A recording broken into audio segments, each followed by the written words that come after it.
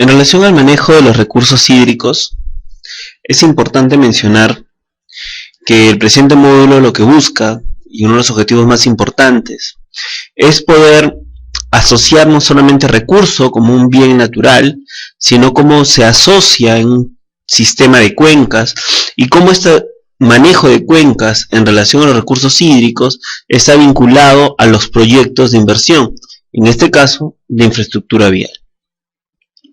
Por eso, en estos 5 módulos, en estas 5 sesiones, vamos a primero a ver todo el tema de hidrología y gestión de cuencas, que es muy importante entender la relevancia y el manejo de lo que hoy en día le llamamos nosotros la gestión de recurso hídrico.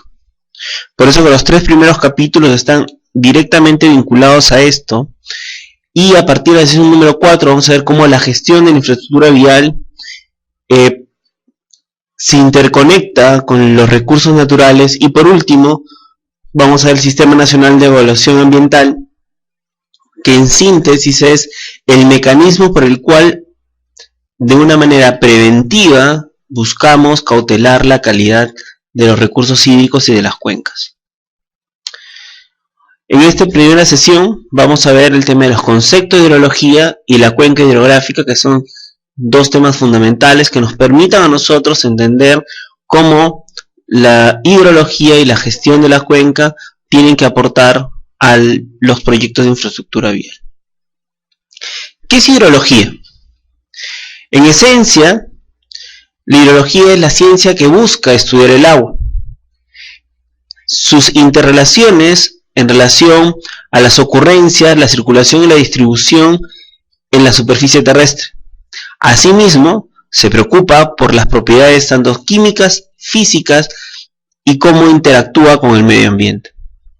La hidrología no solamente es el conocer, sino es que tiene un tema sumamente importante, este conocimiento, porque básicamente un aspecto sumamente determinante para los diseños de infraestructura vial son los caudales. Por eso que el tema de los caudales forma parte de los resultados de esta ciencia que estudia el agua.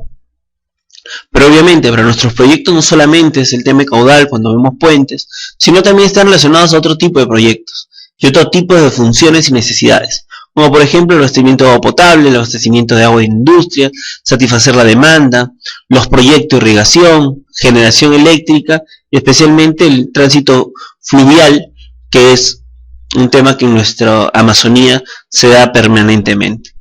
Sin embargo, en materia vial, sí tenemos que considerar que en el diseño de las obras, la importancia del recurso hídrico que se encuentra a nivel terrestre va a hacer que nosotros hagamos dentro de nuestras obras de infraestructura vial alcantarillas, puentes, estructuras que controlen avenidas, presas, vertederos, sistemas de drenajes que nos permitan diseñar a nosotros en relación a la precipitación y a la escorrentía de la misma.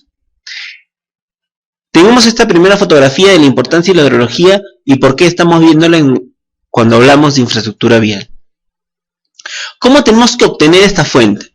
Entre las fuentes de información, hoy en día los sistemas de información geográfica son muy importantes porque nos dan una manera espacial de dónde se encuentra el recurso y cómo nuestros proyectos de infraestructura van a transversarlo. Por otro lado, los modelos de erosión, los modelos hídricos y los modelos de evaluación de tierras que nos permiten conocer cómo podría afectarse el medio en relación al control de caudales, manejo de caudales de cada uno de los cuerpos de agua. Un tema que siempre lo hemos visto desde que tenemos uso de razón es el ciclo hidrológico del agua. ¿Por qué es importante el ciclo hidrológico del agua? Porque nosotros tenemos que entender que el recurso hídrico tiene un principio básico de conservación de materia. El agua no se destruye, el agua solamente se transforma, y se transforma de estado sólido, líquido, gaseoso. Y puede estar en forma superficial, en agua subterránea, en nubes, y eso va a permitirnos a nosotros a estudiar cómo es este proceso de incorporación a la tierra, de tal forma de que tenemos que saber el proceso de infiltración de las precipitaciones que tenemos, y ahí es la importancia que cómo también afectan a la atmósfera los volúmenes y caudales en relación a la meteorología y la oceanografía.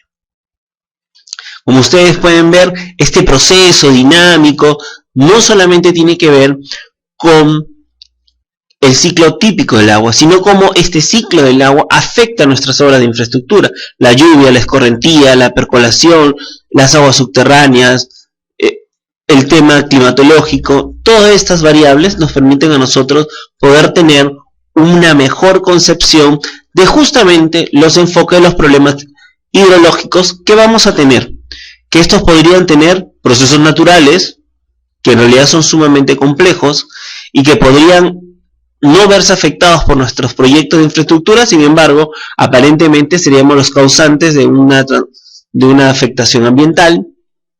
Tenemos que entender que no siempre se puede aplicar leyes físicas para calcular un resultado, porque el recurso hídrico tiene sus propias particularidades, y es sumamente importante entender que dentro de los problemas que tenemos que enfocar, vamos a tener que trabajar con mucho análisis estadístico, y especialmente que tenga una razón probabilística, porque los diseños y modelos nos van a permitir evaluar esto. Por ello, una de las principales instituciones que nos tiene que dar información y que viene trabajando esto es el CENAMI.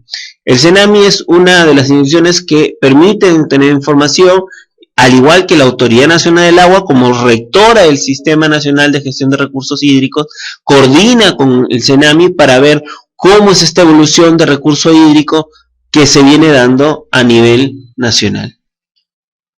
Otro concepto importante que estábamos comentando de hidrología es la cuenca hidrográfica. ¿Por qué la cuenca hidrográfica es tan importante?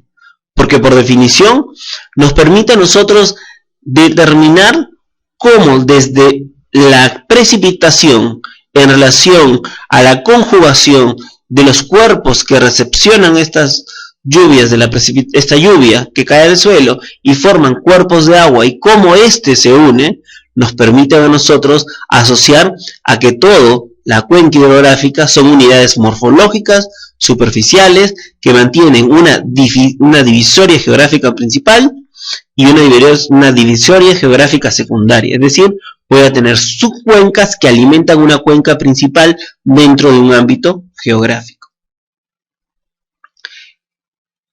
Ahí la importancia de entender cómo es esta subdivisión y cómo nuestros proyectos de infraestructura, a través del análisis de información de los sistemas integrados, la toma de datos que nos permite el CENAMI, los datos de calidad y de información de caudales que tiene la Autoridad Nacional del Agua a través de sus órganos concentrados, alinea todo este mecanismo a través de la subdivisión de las cuencas. ¿Qué vamos a tener las subcuencas? Que forma parte de la cuenca principal. Una cuenca puede estar dividida por muchas subcuencas. Estas subcuencas a su vez pueden tener microcuencas, y especialmente están relacionadas al drenaje que va a generar estas subcuencas. Por otra parte, vamos a tener quebradas, que son aquellos drenes que alimentan las microcuencas. Es decir, yo tengo una cuenca que conforman subcuencas, las subcuencas están conformadas por microcuencas, y las microcuencas están asociadas a las quebradas que le dan vida a la cuenca hidrográfica. Nosotros vamos a tener diferentes modelos, y hay modelos estadísticos y probabilísticos para hacerlo. Pero lo más importante es utilizar las curvas a nivel para partir de los cuerpos receptores de agua, cómo se asocian a ellos. Existen métodos computarizados y automatizados que nos van a permitir, de acuerdo a las curvas de nivel y las redes geográficas, establecer cuáles son los principales cuencas hidrográficas que tenemos. Para ello tenemos diferentes métodos, y por otro lado, este proceso de limitación de la cuenca también está asociado a cuáles podrían ser aquellas particularidades que van a tener las cuencas, y especialmente está relacionado a cómo voy a determinar la toma de datos si es que está asociada a una cuenca muy cercana o vecina. ¿Cuáles son estos procesos de limitaciones automatizadas de cuenca? Una es la generación MET, que es un sistema que nos permite establecer los límites. El otro es a través del marcado de los ríos. El otro es no solamente jugando con las curvas de nivel, sino también con las depreciaciones locales. hacer un sistema grid de dirección de flujo de los caudales, para ver otro método que es el grid acumulado, que es donde vamos a ver cómo conjugan estos flujos de cada uno de los cuerpos receptores de las quebradas, microcuencas, subcuencas y que generan cuencas, y el trazo automático de cada uno de los volúmenes y de las quebradas principales. Otros métodos que vamos a ver para identificar las características físicas de la cuenca es la determinación de la superficie, sus perímetros, especialmente la topografía, que nos va a permitir a nosotros, como vamos a ver más adelante, poder hacer diseños y modelos. Las características altitudinales, que está referidas básicamente a la calidad del recurso hídrico y también a las características de los índices representativos de cada una de ellas. En relación a la superficie o área, tenemos que tener en cuenta que esta característica que nosotros vamos a tomar en relación al proceso de automatizado, computarizado, que más de las veces es a través de un sistema SIG. Ahora ya no trabajamos solamente con el sistema ArcView 3.3, ya hoy en día tenemos un sistema ArcView que está en 5 y tenemos actualizaciones y eso nos ayuda a nosotros a delimitar las cuencas. Y este proceso es de manera automática y se agrega solamente una tabla de atributos de la cuenca para poder establecer su superficie y su característica de sus superficies. A través de este mismo método establecemos sus perímetros a través de las coordenadas UTM, que nos van a permitir esa área establecida, cuál es el perímetro definido, y es lo importante de trabajar con sistemas automatizados como el sistema ArcView o el ArcGIS, que nos va a permitir a nosotros tener curvas isométricas. Y estas curvas isométricas nos van a permitir evaluar las presiones en relación a las coordenadas UTM que podamos establecer nosotros. Las curvas isométricas nos van a permitir o deben calcularse a través, como se hacía antes, de un palímetro. Hoy en día ya lo hacemos a través de los diseños del cálculo del SIG, y básicamente esto nos permite establecer los niveles y características de cada uno de la altitud, los niveles de pisos altitudinales que tiene cada uno de estas cuencas, donde nosotros tenemos que ir evaluando cuáles son las características fundamentales, cómo se distribuye la cuenca, qué tipo de áreas tenemos y cuál es el porcentaje que se distribuye en toda la cuenca. Por eso que nosotros lo que buscamos es, a través de esta tabla, ustedes pueden ver cómo se dan las curvas de frecuencia, cómo es esta curva isométrica que nos permite a nosotros poder luego diseñar nuestros proyectos. En relación a las características de altitudes, nosotros tenemos que establecer, y esto está muy relacionado cuando nosotros vamos a conversar de la cuenca alta, media y baja, y eso está relacionado al orden de las curvas isométricas y cómo se asocian estas a la cuenca. Entonces, estas características propias de la isometría en relación a las cuencas nos permiten establecer en qué niveles se encuentran. Y por eso que nosotros, sobre la base de esta información, vamos a diseñar o tomar el índice de las características del factor de la forma, que no es otra cosa que establecer cuál es la forma o el diseño que tiene nuestra cuenca, que nos puede ayudar a evaluar el ámbito de la misma. Entonces, como ustedes pueden ver, la relación del factor o de la forma está vinculado a cómo se distribuyen las subcuencas, microcuencas y quebradas en relación a la cuenca general. Otro tema que es sumamente importante, especialmente para los proyectos hidroenergéticos, no solamente son las altitudes, sino también son las pendientes de la cuenca, porque eso está muy relacionada a las infiltraciones escorrentidas, a la humedad del suelo, a la contribución de las aguas subterráneas, y esto tenemos que evaluar cómo tenemos que preverlo. En muchos casos está muy vinculado al tema de los canales de drenaje para optimizar y mejorar las características cuando no existen pendientes. Por ejemplo, en la costa peruana, donde la pendiente es muy poca, vamos a ver en toda la costa muchos drenajes. ¿Cómo podemos evaluar las pendientes? Existen diferentes métodos.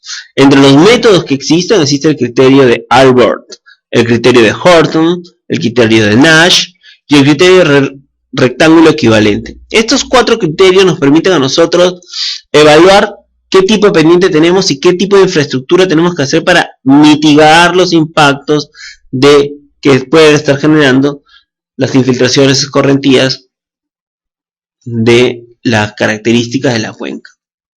En este sentido, el criterio de Arbor nos permite establecer una pendiente en relación a las características de la curva de nivel, que son las curvas que nos han permitido el diseño isométrico, y poder determinar qué características o amplitudes de cada una de las fajas entre nivel y nivel existe para ver cómo podemos intervenir en ella.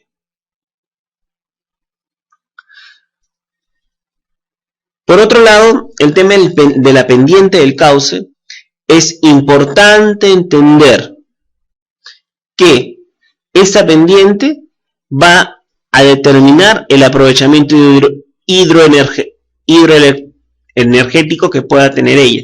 Por otro lado, nos va a establecer cuáles podrían ser las posibles soluciones para problemas de inundación. Las pendientes de cauce se pueden considerar en relación a los cocientes que resulta dividir el desnivel de los extremos de cada uno de los tramos en relación a la longitud horizontal.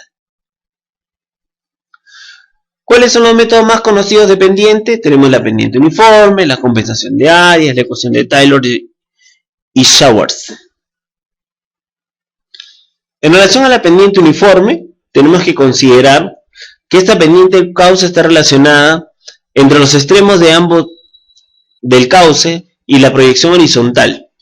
Normalmente el método puede utilizarse entre dos tramos cortos de un río, en donde voy a determinar la pendiente entre la diferencia de las cotas y la longitud del cauce. Un tema que es sumamente importante, especialmente en proyectos de infraestructura, para darle mayor tiempo de vida útil, es la red de drenaje. Porque esta red de drenaje nos va a permitir a nosotros mejorar la calidad del suelo en el cual está nuestra infraestructura. Por eso que entre las principales características está el tipo de corrientes, el orden de las corrientes, la longitud de los atributos, la densidad de la corriente, la densidad del drenaje, que nos permitan a nosotros evaluar cuáles son estas características. Como hablamos de tipo de corrientes, estas corrientes pueden ser efémeras, aquellas que cuando llueve se cargan, aquellas corrientes intermitentes que la mayor parte del tiempo pero paran inertes, pero cuando hay lluvias se activan rápidamente, causando directamente aportes al nivel freático del suelo, del agua del subsuelo.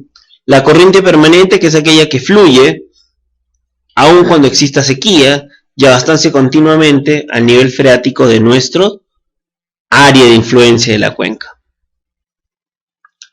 Otro tema es el orden, ¿no? ¿Qué tipo de orden vamos a tener de las corrientes? Porque estas pueden tener incidencia en los flujos subterráneos y especialmente en las napas freáticas del suelo.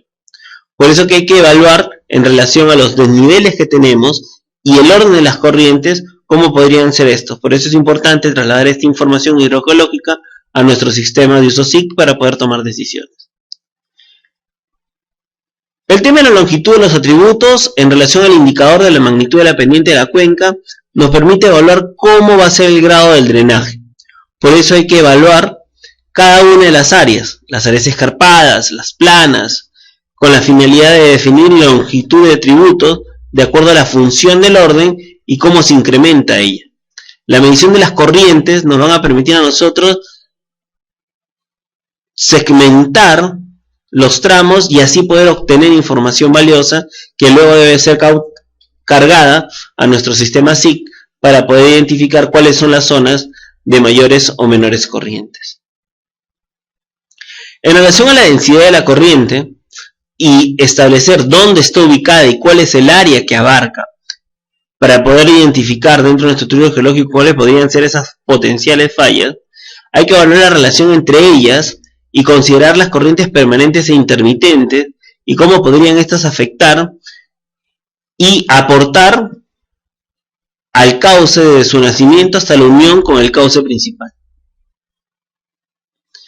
Como habíamos dicho, el tema del drenaje, que es sumamente importante en este proceso, también nos tiene que permitir a nosotros comprender la densidad del drenaje, la longitud de las corrientes. Para ello vamos a tener que evaluar cómo la longitud en relación al área de la cuenca, para que nos den los grados de cobertura de la misma, que pueden ser valores altos o valores bajos. Si son valores altos, representan poca cobertura vegetal, que no están recuperando afluentes y que necesitan un alto valor de drenaje, porque es fácilmente erosionable.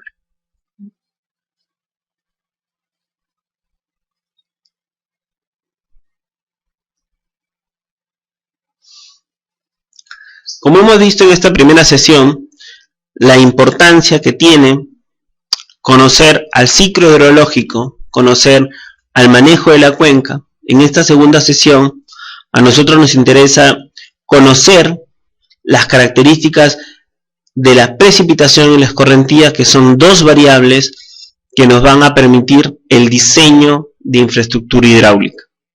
Como hemos visto hasta ahora, en este proceso y en este análisis, el ciclo hidrológico está muy vinculado a cómo el recurso hídrico se da en la superficie, pero para que llegue a la superficie tenemos que evaluar cómo es el proceso de precipitaciones, qué características tiene y cómo afectan las mismas.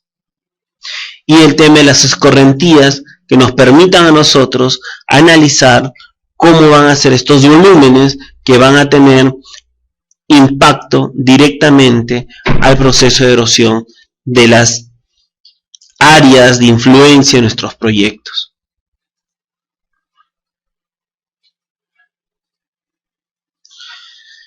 Para iniciar la sesión 2, cuando hablamos nosotros de precipitaciones y cómo se conforman estas, es importante comprender que el agua, al no poder ser modificada, al no eliminarse, sino solamente modificarse en su estado, uno de los estados va a ser que suba, y esta evapotranspiración conforme nubes, y estas nubes generen una precipitación. Las características de precipitaciones pueden ser lloviznas, lluvias, granizo, nieve, y eso va a depender de la altitud, y eso está muy vinculado a lo que hemos visto, las altitudes que tenga la cuenca. Y las características que va a tomar mientras más presión hay, y mientras la temperatura desciende más, las características que vamos a nosotros observar de la precipitación. Podemos tener precipitaciones de diferentes características, pero lo que no podemos olvidar que las precipitaciones son la principal fuente de agua superficial. ¿Por qué decimos esto? Porque ellas alimentan al suelo a través, y nos va a permitir tener agua subterránea, nos va a permitir que los cuerpos de agua, es decir, los ríos, las lagunas, se carguen, y por eso que es la principal fuente, y tenemos que comprenderla y entender cómo es que las características de las precipitaciones pueden afectar o no a nuestros proyectos de infraestructura. Esta forma de precipitaciones, como muchos de ustedes pueden haber visto en el campo, van a pasar desde lloviznas, como en la costa peruana, donde no tenemos la posibilidad de tener lluvias. Vamos a tener lloviznas que van a ir de diámetros muy pequeños y la velocidad es muy baja. Vamos a tener lluvias que vamos a ir subiendo poco a poco en los valles interandinos de la costa, donde vamos a tener lluvias cuyas gotas son de un diámetro mayor, cuya velocidad de caída ha incrementado. Vamos a tener estos chubascos clásicos de la zona sierra, la zona selva, donde vamos a tener precipitaciones muy rápidas, con gotas muy dispersas, muy grandes, a una gran velocidad de caída. Vamos a ir subiendo en los niveles altitudinales, y cuando estemos por Ticlio, Huancayo, Cusco, vamos a ver ya escarchas o capa de nieve que van a ir confinándose y van a permitir que esta pequeña escarcha caiga. Luego, en algunos otros momentos, de acuerdo a las características climatológicas, vamos a tener ya nieve, cristales complejos de hielo que van a caer, y en otros casos vamos a tener granizo y no vamos a poder llegar a nuestro destino por las características climatológicas que tenemos. Entendamos que estas formas de precipitación están asociadas al tipo de diseño de infraestructura que nosotros tenemos que propugnar, tener y velar, porque el agua igual va a caer de la forma que fuere, y ahí es lo importante de nosotros como responsables de los proyectos poder entender cuáles son las características de las precipitaciones que vamos a ver. Muchas veces vamos a ver el tema de las clasificaciones de las precipitaciones. Vamos a tener aquellas precipitaciones que, atendiendo al factor, provocan la elevación en el aire, en la atmósfera, y las precipitaciones pueden clasificarse como convectivas, orográficas, ciclónicas. En relación a estas tres características, nosotros tenemos que vincularlas a nuestro sistema de cuencas y cómo es la característica. Por eso que el CENAMI juega muy cerca a la Autoridad Nacional del Agua, porque ambos, uno es el responsable físico de las cuencas y el otro es el responsable de las características atmosféricas que la alimentan, y ellos tienen que entender cuál es la característica y el tipo de precipitaciones que podemos tener, porque ellas van a incidir en nuestro diseño, en nuestros proyectos. ¿Qué es una precipitación convectiva? En principio son propias de tiempos calurosos de regiones tropicales, como las que tenemos en la zona norte, en la nororiente, donde son acompañadas por rayos, truenos. Las precipitaciones se pueden dar, obviamente, por procesos de evapotranspiración, especialmente en la selva peruana, elevación por convecciones, cuando dos cuerpos o dos sistemas cíclicos se juntan, el del Atlántico y el del Pacífico, cuando hay un enfriamiento por ascenso de la gradiente, y esos son el otro componente, que es el tema de las cuencas de aire, y cómo estas cuencas de aire se asocian a la velocidad de vientos y a las curvas adiabáticas que están relacionadas a las temperaturas, y esas van a permitir entender cómo se pueden asociar el agua y el aire para determinar una característica. Esas son las mínimas características que nosotros vamos a ver en relación a los procesos que van a hacer aparecer una precipitación convectiva. Las masas de evaporación acumuladas forman cédulas de convección, que son las que normalmente nosotros podemos apreciar cuando estamos en la zona sierra, nororiente, en la zona ya ceje selva, la parte donde vamos a tener mayores características para hacer este tipo de presiones mismas de la zona, que están muy relacionadas, como ustedes pueden ver, al proceso cíclico que te va a dar entre la presión del aire y las presiones que existen entre la atmósfera y el suelo.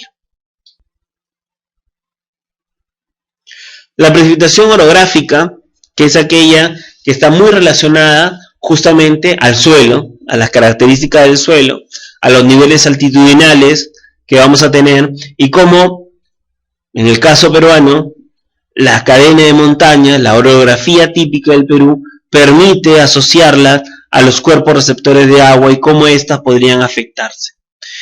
Obviamente, los principales procesos que se van a generar para ello es la evapotranspiración, el empuje del vapor hacia las montañas, que por la presión que vamos a tener y por la altura que tenemos en el caso peruano de nuestra cadena montañosa, tanto la Cordillera Negra como la Cordillera Blanca, van a generar justamente, al ser la blanca mucho más alta, que las nubes, por enfriamiento por ascenso a lo largo de la montaña, condensen y precipiten, ¿no? ¿Dónde podemos ver esto? Caso Ancash, caso Cusco, que son Arequipa, donde tenemos la cadena de montaña alta, la Cordillera Blanca, y mientras van ascendiendo las nubes, van a comenzar a precipitar por las características orográficas que tiene nuestro país.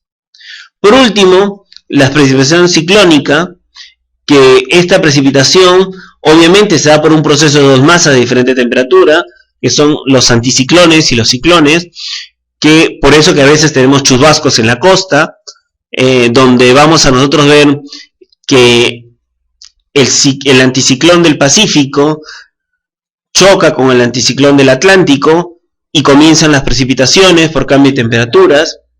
Son nubes más calientes impulsadas de las partes altas y van a tener una condensación y obviamente una precipitación, y estas están asociadas muchas veces a los ciclos o zonas de baja presión, especialmente se pueden dar en la selva baja y especialmente en las costas, donde vamos a evidenciar este tipo de ciclos. Como estábamos viendo, estas precipitaciones ciclónicas son muy frecuentes en época de hoy en día cambio climático. Uno de los aspectos que es sumamente interesante, que nosotros como responsables de proyectos tenemos que tener en cuenta, es la cantidad de precipitaciones que hay, porque iba a tener incidencia directa dentro de nuestro proyecto. Esta se mide en función a la altura de la lámina que cae por unidad de área. Es decir, nosotros definimos cuánta agua en un metro cuadrado cae, y por eso que un metro cuadrado, nosotros siempre vamos a hablar que una lámina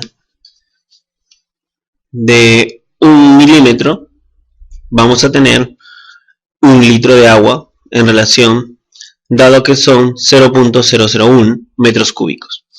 Recuerden ustedes, base por área igual, altura por área igual al volumen. Y lo que nosotros es el volumen que se da por precipitaciones, y así es como los calculamos para ver la incidencia que va a tener dentro de nuestros proyectos.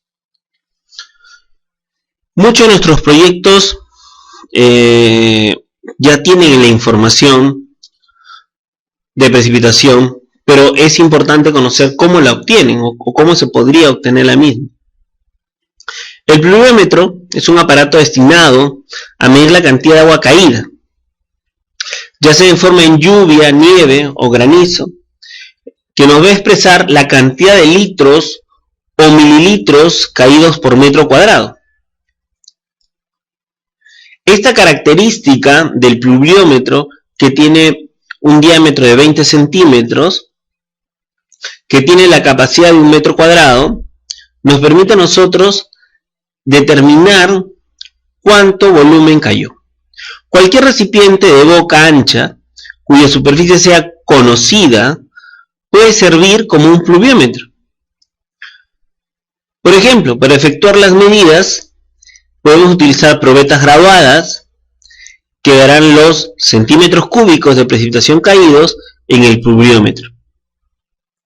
El pluviómetro tipo Hellman es el instrumento meteorológico más generalizado y el que nosotros podemos ver en muchas de las estaciones que tiene el CENAMI, y es uno de los mecanismos por los cuales se mide la precipitación. El pluviógrafo, que ya es un sistema que incluye el proceso de automatización para poder tener en tiempo real data y tomar los registros de la misma, nos permiten a nosotros un registro de la cantidad de precipitación e indica la intensidad de la caída, que es un tema importante, especialmente cuando nosotros queremos saber la incidencia de los volúmenes que podríamos tener en un determinado tiempo. Ya no solamente me mide la cantidad, sino estaría determinándome el tiempo en que esa cantidad ha sido llenada. ¿En qué consiste este pluviógrafo? Consiste o está constituido por un recipiente doble de medida conocida y que tiene un vaciado automático para poder hacer este registro en una hoja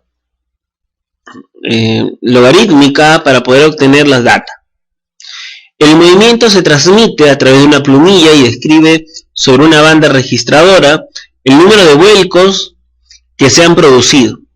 Ello va a permitir un gráfico que se genera, que se conoce como un plugrograma, que es lo que estamos observando ahora, y con este dato en relación a la tabla vamos a poder obtener. Esto es uno de los primeros instrumentos registradores automáticos que se contó para poder determinar en tiempo real no solamente el volumen, sino también la velocidad con la cual la precipitación cae a la superficie. Hoy en día, nosotros ya no solamente tenemos formas empíricas de medir la precipitación, ni tampoco métodos diferenciados, sino ya tenemos estaciones automáticas. Es más, el Estado peruano, a través de la Autoridad Nacional del Agua y el CENAMI, han venido diseñando en cuencas priorizadas la instalación de 50 estaciones automatizadas que nos permitan obtener información, entre ellas de precipitación, y poder tener decisiones. Recuerden ustedes, mientras mayor información de calidad oportuna tengamos, es mejor para la toma de decisiones, tanto preventiva como reactiva. Es por ello que estas estaciones automáticas registran parámetros hasta cada minuto. Son estaciones de bajo costo, se pueden ver los datos en tiempo real. El proceso se hace mediante un programa especializado. Y por ejemplo, el Centro de Altos Estudios de Costa Rica, más conocido como CATIA, ha instalado 2 estaciones de este tipo dentro de sus instalaciones para hacer evaluaciones climatológicas. Nuestras universidades, en el caso de la agraria, ustedes pueden ver, aquellos que hayan estado en la agraria, en ingeniería agrícola, utilizan las mediciones y estaciones automatizadas que tienen. Muchas universidades de las zonas sierra y centro también tienen. Entonces, hoy en día las estaciones meteorológicas es una gran herramienta que ya ustedes, como vamos a ver más adelante en el tema de evaluación de impacto ambiental, es sumamente importante para la calidad ambiental. Repito, buena calidad de datos te asegura la mejor toma de decisiones preventivas y de reacción dentro de la gestión efectiva de los recursos que el Estado viene invirtiendo. Estas plumillas que ustedes ven miden la velocidad del viento en relación al volumen de agua que cae.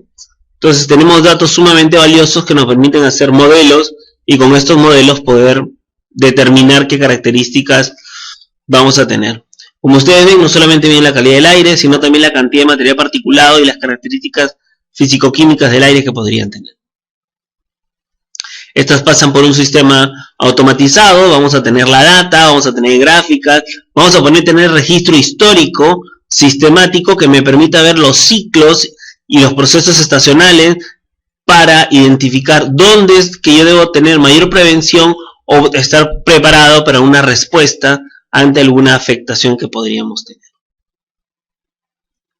Otros mecanismos que tenemos, que ya eso sí, están un poquito más lejanos a nuestra realidad, pero que existen y que es bueno saberlo, es, por ejemplo, la medición a través de un radar, lo cual puede determinar dónde está la lluvia y el granizo, ¿no? en qué lado está, o a través de las ondas de radio, poder determinar cuándo va a iniciar una llovizna dado a la característica de las nubes que podríamos tener.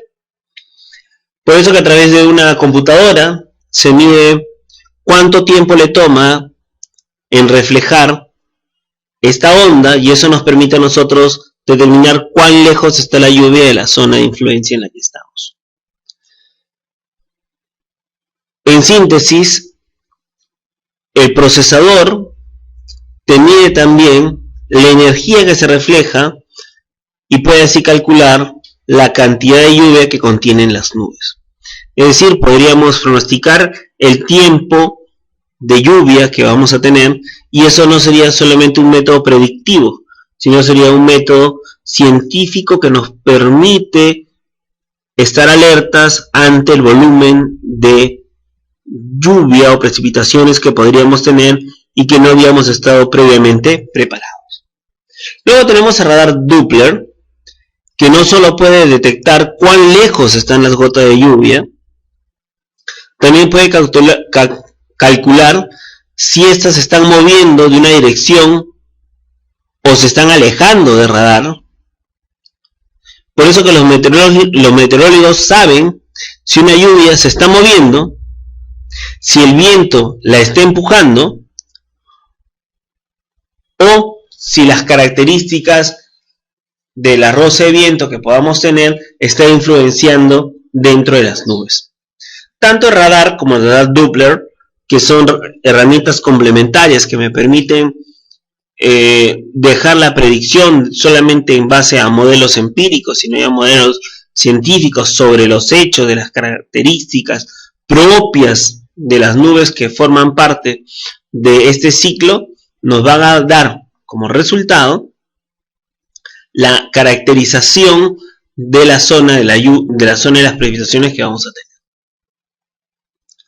¿Cómo calcular la precipitación media, que es el dato que siempre pedimos, especialmente para hacer nuestros diseños?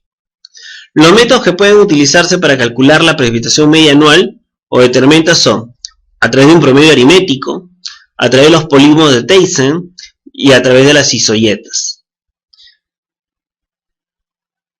Primer método, promedio aritmético. Este promedio aritmético, como podemos observar nosotros, es igual a la inversa del número de estaciones dentro de una cuenca en relación a la sumatoria de las precipitaciones medidas por ella. Es decir, el promedio aritmético de las alturas de precipitaciones registradas de las estaciones localizadas dentro de la zona nos van a determinar a nosotros cuál es el promedio de la zona o la cuenca en la que me encuentro. Las precipitaciones deben, primero, y dependen de la cantidad de estaciones, de la distribución de las estaciones y de la distribución de la lluvia. Porque puede ser que cuando hagamos este método aritmético y consideremos, como aquí no llueve, pero forma parte de la cuenca, tenemos que analizar si el promedio de la media está relacionado al radar o está relacionado a su propia estructura que podríamos nosotros tener. Por eso que nosotros cuando hablamos de un promedio aritmético, hablamos que es un método bueno si hay un gran número de mediciones.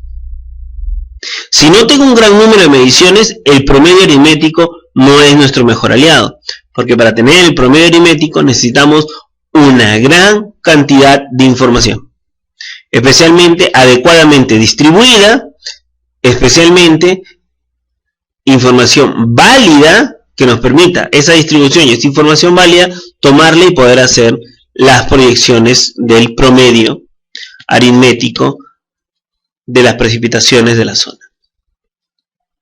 En el caso de los polígonos de Thiessen, lo que te busca es la precipitación media ser igual a la inversa del área total de la cuenca en relación a la interacción del área de influencia parcial del polígono establecido para cada una de las estaciones.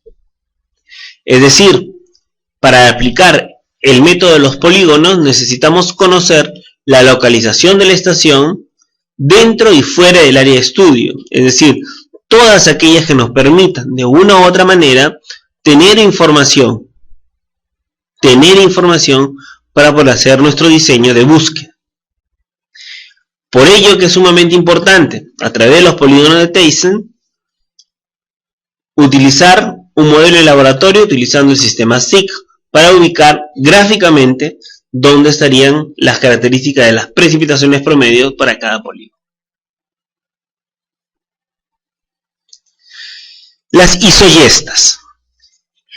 Uno de los principales métodos con los cuales la ingeniería ha convivido, ha trabajado, y lo ha tomado como suyo porque son métodos probabilísticos en relación a las características numéricas ya comprobadas y probadas en relación a la planimetría y de las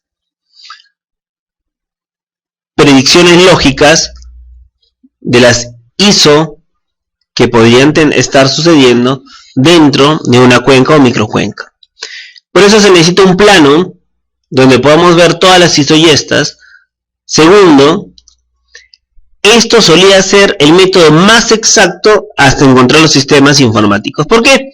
Porque es un método que es un modelo estándar, probado, que ya tiene años de expertise, que por eso era tan bueno su aplicación. Se necesita un buen criterio para el trazo de las isoyestas, es decir, se necesita conocer, saber cómo es en realidad el estado de la cuenca. Las presentaciones orográficas siguen el patrón de las curvas de nivel, es decir, van a estar relacionadas básicamente a un tipo, van a funcionar muy bien para el tipo de presentaciones orográficas, especialmente las que ocurren en nuestro país, ¿no? Entonces, ahí es su importancia y su relevancia. Otro método es la interpolación espacial. Este procedimiento matemático, utilizado para predecir el valor de un atributo en una locación precisa a partir de los valores de los atributos obtenidos de los puntos vecinos ubicados al interior de la misma región, nos permite a nosotros la predicción del valor o atributo dentro de una región que podamos intervenir. He ahí el gran detalle en relación a cómo nosotros vamos a extrapolar la información que necesitamos y hacia dónde queremos llevarla. Es sumamente importante para que este proceso de interpolación espacial exista, conocer claramente cómo se articula cada una de estas variables que van a servir para la toma de decisiones. Es decir, tienen que ser debidamente representativas para poder utilizar esta interpolación espacial.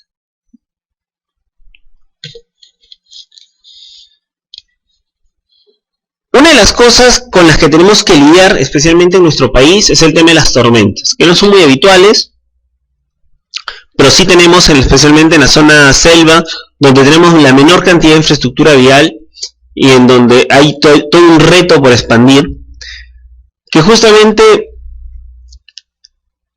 están vinculadas a cómo estas se dan, porque las tormentas son un conjunto de lluvias que obedece a una misma perturbación meteorológica y características bien definidas. Por lo tanto, estas van a durar minutos, horas o días y abarcan estaciones variables de pequeños o grandes. Y es lo que nosotros normalmente vemos en nuestra parte selva, CG selva, sierra, donde por las características atmosféricas vamos a tener presencia de lluvias que están muy vinculadas ya no a lluvias normales, sino ya a tormentas que normalmente generan impacto no positivo dentro de nuestra infraestructura que actualmente podríamos estar, o en los proyectos que estemos embarcando, ¿no? Por eso que ahí lo que hay que analizar, especialmente en ingeniería hidráulica, es el tema de los drenajes, los caudales máximos para el diseño de los aliviadores de las represas o el control de la tormenta, el diseño de la luz del puente, que es algo que nos interesa mucho, la conservación de los suelos y el diseño de alcantarillas. Con estas 5 características nosotros podemos decir que nuestro proyecto sí está vinculado a poder dar una solución a la interacción entre el medio ambiente o el ambiente y los proyectos de inversión. Por eso que los datos que nos van a permitir a nosotros hacer un adecuado diseño son los volúmenes y las características de esas precipitaciones de acuerdo a tipo e intensidad de la misma, ¿no? Cuando nosotros hablamos de nuestras obras, hablamos de la precipitación y la primera pregunta que se nos viene a la mente es la intensidad. ¿Qué tan intensa es la precipitación? Y ahí tenemos que hablar de un tema importante, la cantidad de agua caída por unidad de tiempo y lo importante que es establecer cuál va a ser la intensidad máxima de la precipitación que hemos identificado. La intensidad máxima que vamos a tener está relacionada a las precipitaciones de altura sobre el tiempo en horas que le has brindado.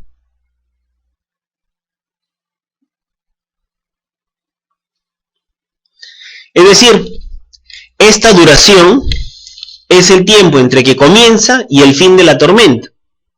Es el periodo en el cual el tiempo toma en minutos u horas o durante toda la tormenta, dentro de toda la tormenta.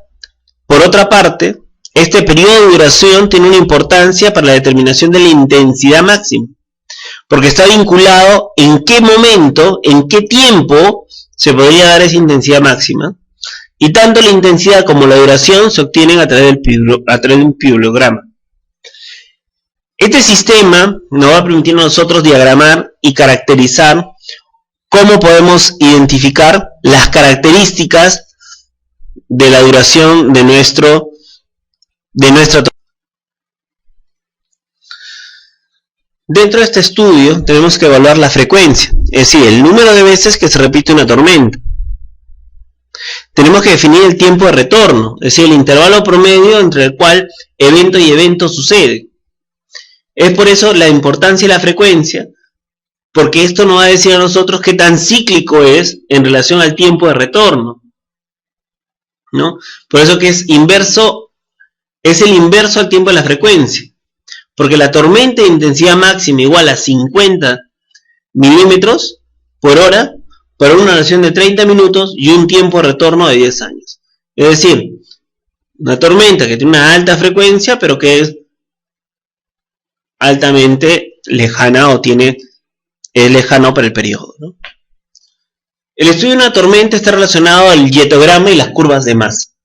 ¿Cuáles son estos dos instrumentos, herramientas que nos permiten a nosotros poder mejorar nuestro conocimiento de las precipitaciones a través de las tormentas? Es necesario determinar las variaciones entre las tormentas en el tiempo. Y esas tienen una alta relevancia en las obras hidráulicas, que para nuestro caso, viales, son obras de arte que van a conformar parte de nuestro sistema. Estas variaciones se estudian mediante los dietogramas y las curvas de masa de precipitación. ¿Qué es un dietograma? ¿No? Es un gráfico escalonado, similar a un histograma, que representa la variación en intensidad expresada en milímetros horas. En el transcurso de la misma se expresa en minutos u horas. Es decir, nosotros lo que vamos a hacer es identificar la intensidad en el tiempo para saber cuál es el pico máximo. Asimismo, nos muestra la hora en la que sucede la máxima intensidad y su respectivo valor. Matemáticamente, ¿cómo las puede expresar? A través de dos variables, que es la intensidad y el tiempo. ¿En qué consiste la curva de masa acumulada? Consiste en representar la precipitación acumulada en el tiempo. Se extrae directamente el piulograma. Asimismo, la pendiente de la tangente en cualquier punto representa la intensidad instantánea en ese tiempo.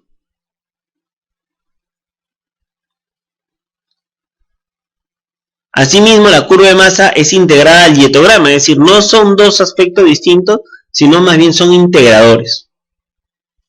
Como ustedes pueden ver, ahí tenemos un dietograma y una curva de masa.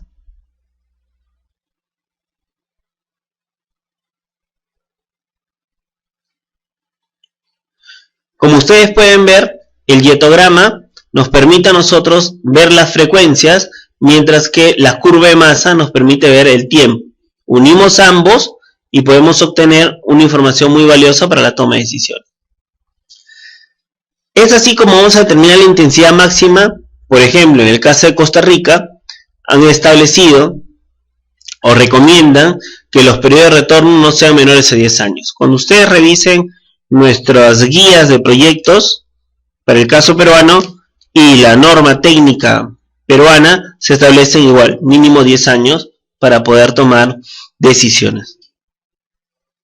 Un ejemplo que podemos ver para el tema de diseño es: se debe realizar el diseño de una alcantarilla para lo cual se requiere calcular la intensidad máxima de diseño, para una duración de 20 minutos. Es decir, esta se calcula con un tiempo de concentración y un periodo de retorno de 10 años. ¿Cómo lo vamos a hacer? Primero, establecemos nuestra área, en este caso en Cartago, en donde tenemos que hacer la alcantarilla, y tenemos que ver cuál es la intensidad máxima que se da en la zona. Hemos tomado nuestras metodologías y hemos determinado que la correspondencia que tiene es de 40 milímetros para una hora de duración y un periodo de retorno de un año. Es decir, esta información que hemos obtenido nos sirve para 40 minutos y a partir de ahí no nos puede servir. ¿Por qué es importante esa característica? Porque el volumen o la intensidad máxima que vamos a identificar, vamos a expresarlo a través de una herramienta. Esta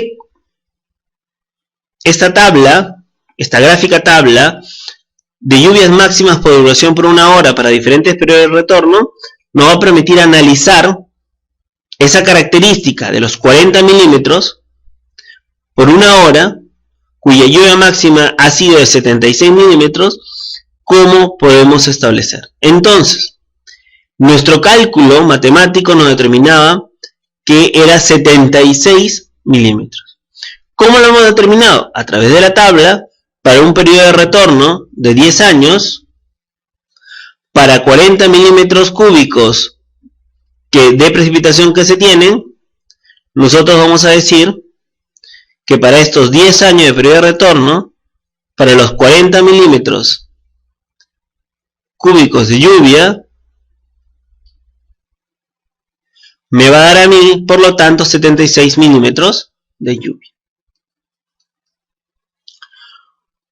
Un ejemplo también por el tema de diseño es, para una duración de 20 minutos, una lluvia máxima de 76 milímetros, tengo que hacer un proceso de interpolación, es decir, entre dos líneas, ¿cuál sería esta? Entonces lo que yo voy a hacer utilizando mi tabla es coger, subo a 20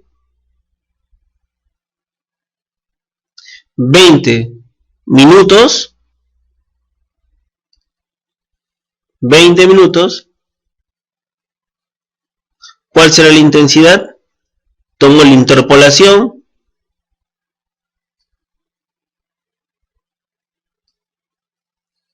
como hemos dicho hasta ahora, el estudio de tormentas es sumamente importante para el diseño de la infraestructura. Por eso que las curvas que vamos a poder ahora ver es cómo podemos aplicar el coeficiente de la frecuencia, los parámetros de la cuenca, la intensidad del aguacero de la precipitación y la duración del mismo.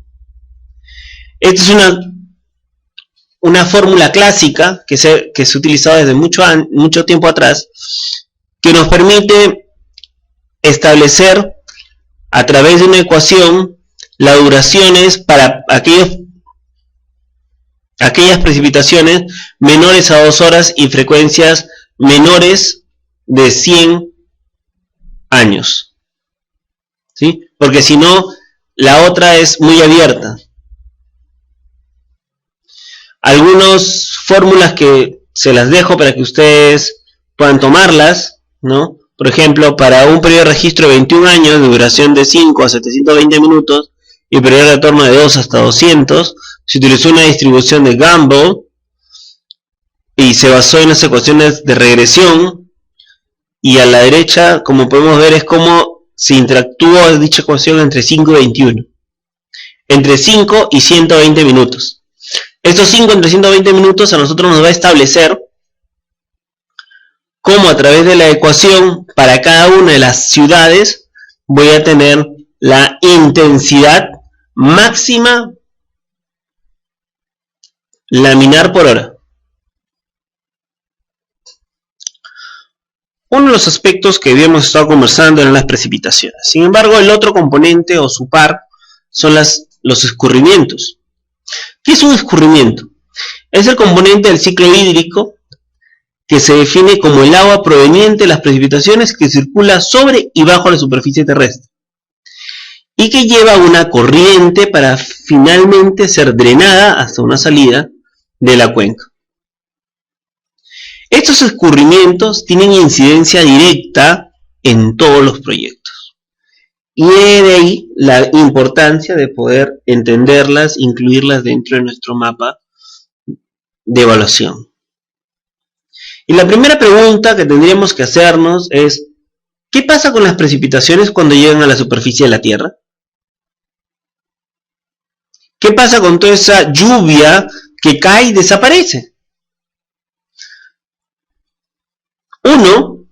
Una parte de la precipitación se infiltra, es decir, va al subsuelo y parte de ella satisface la humedad del suelo, de las capas que se encuentran sobre el nivel freático del agua. Una vez ya saturado, el agua subterránea se recarga por la parte restante que se infiltra. Quedemos en este punto, imagínense una esponja, ustedes échenle todo el agua a la esponja puede captar un poco de agua. Todo el agua que no pueda captar se irá al subsuelo. Otra parte de la precipitación tiende a escurrirse sobre la superficie. Es decir, la precipitación que ocasiona escurrimiento se llama la altura de las precipitaciones en exceso. Es decir, aquello que se escurre es aquello que el suelo no tiene capacidad de capturarlo como humedad, de infiltrarlo a la napa freática del subsuelo, sino ya se saturó el suelo, se saturó la napa freática y por lo tanto ahora escurre en la parte superficial. Imagínense ustedes cuando ya la esponja está totalmente llena, está en una bandeja y esa bandeja ya no tiene más agua, el agua comienza a salirse. ¿Sí? Y por último, una pequeña porción se pierde. ¿Cómo se pierde? No es que se haya ido a otro lado, significa que se evapotranspora. Evapotranspiración permite que esa agua líquida, que no ha sido capturada en el suelo ni en el subsuelo, ni tampoco se escurre, es absorbida, es evaporada y se regresa al ambiente.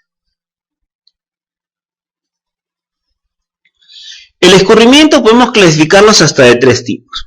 El primer tipo es el escurrimiento superficial. El escurrimiento subsuperficial y el escurrimiento subterráneo. Tengamos en cuenta estas 3 características porque son particularidades de los tipos de suelo que podríamos estar encontrando. ¿Sí? Aquí sí hay que tener una relación edáfica suelo-agua. ¿Sí? Una relación edáfica de suelo-agua. De tal forma de que podamos comprender por qué es superficial, subsuperficial o es subterráneo. El escurrimiento superficial. Este proviene de la superficie no infiltrada y que se escurre sobre la superficie del suelo. Por su parte, el efecto inmediato sobre el escurrimiento total existe durante la tormenta e inmediatamente después de que ésta ya termine. La parte de la superficie total que da lugar a un escurrimiento se denomina como precipitación en exceso. Es decir, todo aquello, volumen de agua que ha precipitado y que no puede ser capturado por un tercero por la saturación que ya tiene el cuerpo receptor suelo, es responsabilidad de la municipalidad, es responsabilidad del tipo de suelo que tenemos y se da por el exceso de la tormenta que podamos estar presenciando. Es muy diferente que digamos esté escurriendo agua en una capa asfáltica o en un piso. Estamos hablando del suelo-suelo, es decir, del suelo que conforma la tierra. Escurrimiento subsuperficial. proviene de una parte de la precipitación infiltrada, el efecto sobre el escurrimiento total puede ser inmediato o retardado, y es inmediato, y si es inmediato, se le da el mismo tratamiento que el escurrimiento superficial. O en caso contrario, como escurrimiento subterráneo. Es decir, ese escurrimiento subsuperficial no es otra cosa que un escurrimiento intermedio, que si nosotros queremos verlo, estaría aportando el escurrimiento superficial o aportando el escurrimiento subterráneo. Eso dependerá del momento en el cual nosotros tomamos la decisión de evaluar dónde está el escurrimiento. Y el subterráneo es aquel que proviene del agua subterránea, la cual es recargada por las precipitaciones, que es infiltrada, y una vez el suelo saturado, comienza a escurrirse por el subsuelo. Por eso se le llama escurrimiento subterráneo. ¿Sí? Es decir, tenemos superficial, subterráneo, y el subsuperficial, que en realidad es, dependiendo de cuando uno se da cuenta que hay un escurrimiento, podrá ser inmediato, podrá ser incorporado luego en otra parte. Como ustedes pueden ver, este es un ejemplo gráfico de las precipitaciones y cómo se dan estos escurrimientos. Por eso te dicen que el escurrimiento superficial, que es el número 1, se puede dar inmediatamente el suelo ya saturado.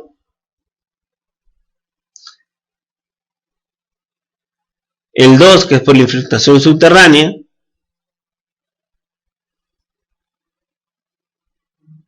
El 3, por un cuerpo menor de agua. Y el 4, de donde se da el proceso de saturación de la cuenca, microcuenca, quebrada que nosotros estuviéramos analizando. Algunos aspectos generales del escurrimiento que son muy importantes conocerlo, que es la precipitación total. Está relacionada a la precipitación en exceso, la infiltración y las pérdidas. Pero la precipitación en exceso, a su vez, está conformada por el escurrimiento superficial y el escurrimiento subsuperficial. En relación a la infiltración, vamos a tener escurrimiento superficial y vamos a tener escurrimiento subterráneo, lento. Y también vamos a tener el escurrimiento subterráneo, que se va a dar o que va a generar un escurrimiento base, mientras que el escurrimiento superficial con el subterráneo del subsuperficial nos va a dar un escurrimiento directo. Y con eso yo determino el escurrimiento total de una cuenca, establecido por una subcuenca, una microcuenca o una quebrada. Aspectos importantes a tratar: el tema meteorológico, que nos permite a nosotros establecer la forma, tipo, duración e intensidad de la precipitación. Nos permite la dirección y velocidad de la tormenta, la distribución de la lluvia en una cuenca, que son 3 variables vitales en cualquier proyecto de inversión. El tema fisiográfico, que son las características físicas de la cuenca, tipo y número de suelos, humedad, de antecedentes del mismo, que nos van a permitir a nosotros no solamente ver el tema de la meteorología, el tema de la fisiografía y cómo esto incide al proceso de escurrimiento. Por eso que algunos factores meteorológicos que tienen incidencia sobre la forma de precipitación está asociado al tema orográfico. Es decir, por las características de las zonas montañosas, en la parte alta de la cuenca se van a generar escurrimientos que podrían tener valores relativamente bajos del caudal de descarga. Por otra parte, el efecto de la forma de precipitación se manifiesta principalmente en el tiempo de concentración de los escurrimientos. Es decir, voy a tener en forma de lluvia, en forma de nieve, y le voy a entrevistar y lograr conocer la forma de la lluvia y la precipitación a los miembros de la zona. Porque en nuestros proyectos de inversión pública, en el área de influencia directa, tenemos que interactuar directamente con ellos. Entonces, si no tenemos los datos, numéricos, matemáticos, una principal fuente son los ciudadanos de la zona. Otro factor importante es la intensidad de precipitación. La intensidad de la lluvia excede la capacidad de infiltración del suelo, se presenta un escurrimiento superficial. ¿Sí? O sea, cuando la lluvia es demasiado intensa, donde el suelo ya no tiene capacidad de respuesta, obviamente yo voy a salir era como el ejemplo de la esponja en un depósito de agua y yo estoy echando agua y no va a poder captar más. Entonces, ¿eso dónde se va a reflejar? En un aumento del caudal transportado por un río.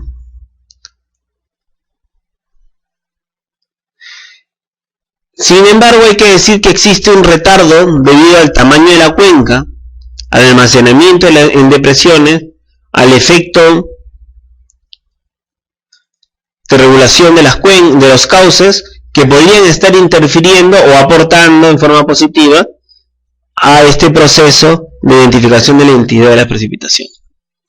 Otro tema, aparte de la intensidad, sumamente importante es la duración de la precipitación. Porque esta duración a nosotros nos permite establecer la capacidad de infiltración del suelo. Mientras más largo sea la duración, menor será la capacidad de captar el suelo de las aguas que están siendo o están cayendo y va a tener que haber mayor escurrimiento superficial. En el caso de las zonas bajas, vamos a tener, para lluvias de mucha duración, el nivel freático puede ascender hasta la superficie del suelo y eso afectaría directamente a la cuenca, ¿no? Por eso que esto significaría que estamos llegando a nulificar la infiltración, aumentando por lo tanto la magnitud del escurrimiento. Al encontrarse saturada las partes bajas de la cuenca, ya el agua sigue saliendo. Por último, los caudales de una cuenca son máximo cuando el tiempo que tarde en concentrarse es similar a la duración de la tormenta que las originó. Es decir, los caudales de una cuenca están directamente proporcional a la tormenta vinculada a la duración de la misma.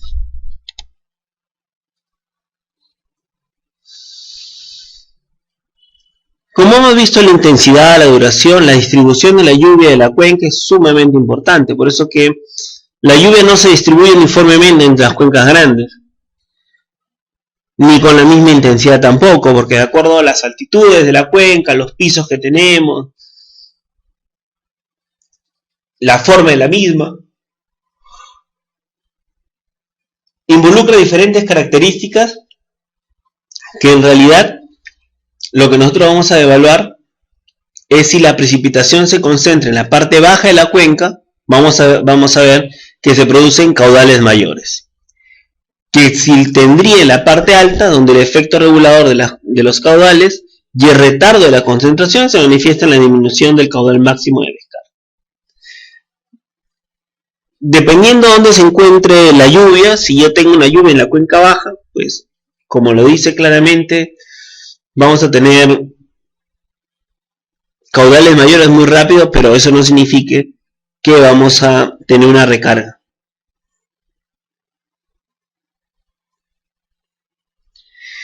La dirección y velocidad de la tormenta, cuya herramienta fundamental para ti va a ser la rosa de viento, nos permite a nosotros evaluar las tormentas y cómo se mueven en el sentido de la corriente y cómo producen caudales de descarga,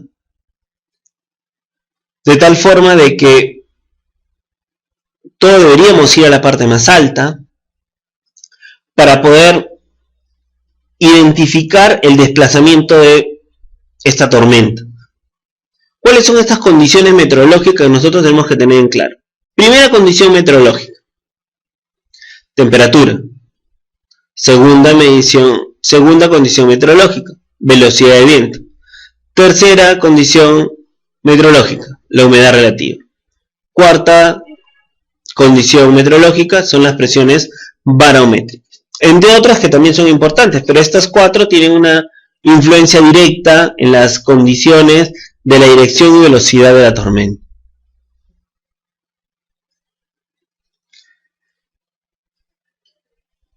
Nosotros cuando hablamos de fisiografía, hablamos de la superficie, ¿sí? Por lo tanto, la superficie de la cuenca nace de la relación del tamaño del área y el caudal de descarga, el mismo que no es lineal.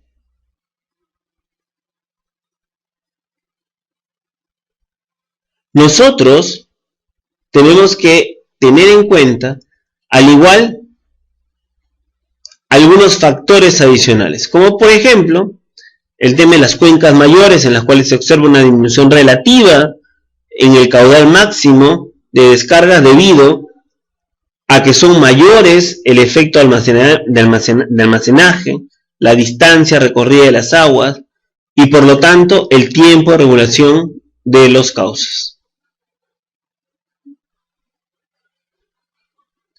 Por otro lado, la máxima intensidad de lluvias, que puede ocurrir con cualquier frecuencia, decrecer conforme aumenta la superficie que cubre una tormenta, se puede dar en las cuencas mayores si se tendría intensidad de precipitaciones y caudales específicos de descargas menores. Es decir, las características del suelo en relación a la superficie de la cuenca nos van a permitir a nosotros tener ciertas características, la intensidad y cómo afecta al suelo, ¿no? Por eso que la forma de la cuenca está relacionado a si es muy ancha, si tiene salidas hacia los costados, si el factor forma parte progresivo de la zona de la unidad, si los factores que forman interiores a la unidad corresponden a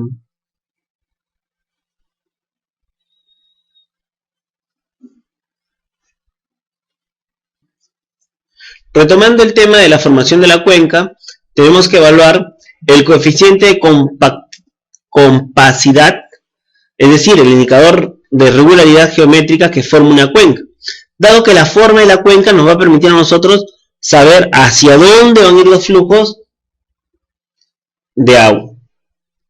Por ejemplo, en el tema de la elevación de la cuenca y la diferencia entre las divisiones extremas, influye en las características meteorológicas que determinan formas de precipitación. ¿Por qué? Porque en ese proceso nosotros vamos a ver generalmente que existe una buena correlación entre la precipitación y la elevación de una cuenca. Es decir, a mayor elevación, las precipitaciones es también mayor.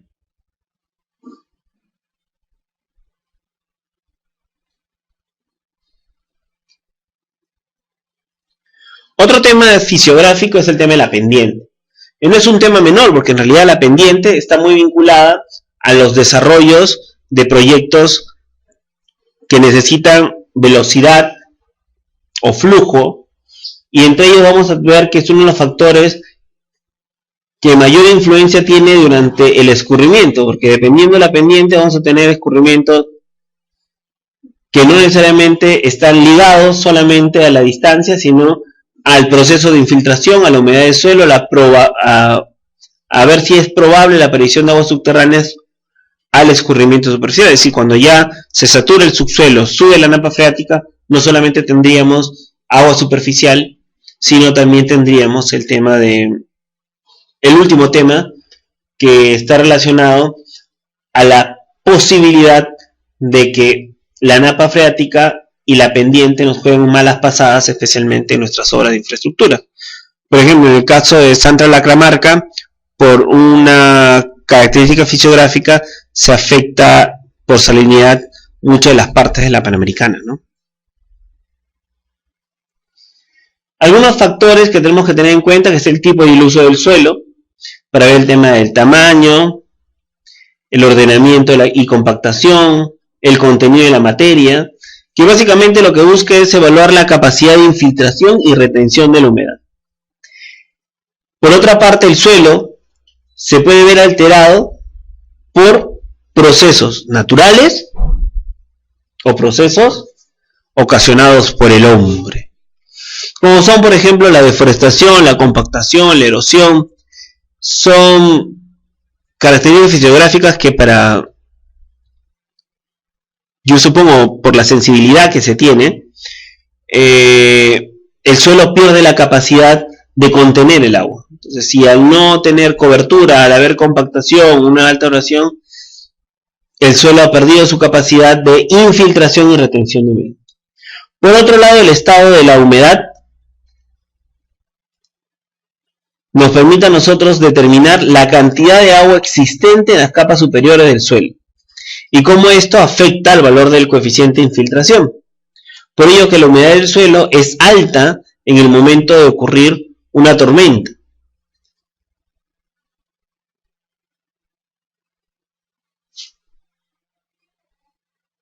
Otros factores que están relacionados al tema fisiográfico son la localización y orientación de la cuenca, la eficiencia de la red de drenaje natural, la existencia de las redes hidrográficas y otros de menor importancia que podrían estar vinculados o asociados a las características ambientales de la zona.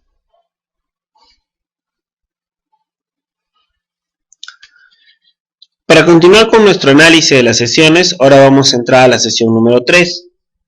En esta sesión lo que vamos a hacer es algunos ejercicios que nos ayuden a evaluar los caudales máximos y vamos a ver el tema de diseño hidrológico de zanjas de infiltración que nos van a ayudar a controlar la saturación del suelo.